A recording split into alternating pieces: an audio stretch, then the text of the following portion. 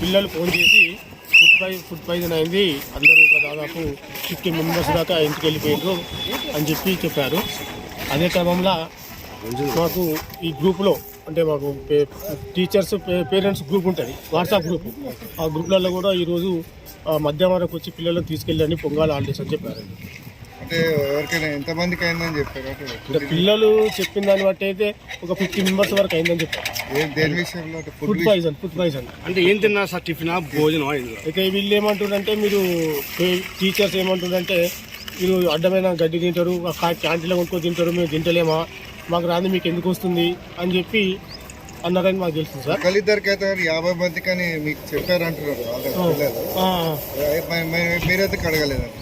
50 మందికి అయిందిగా, మరి ఇప్పుడు అడుగుదామని వచ్చాం. మీ పేరు? సురేష్ నా పేరు. మీ పాప ఏంటి? జూనియర్. ఎక్కడి నుంచి వచ్చారు సార్? జనగాం.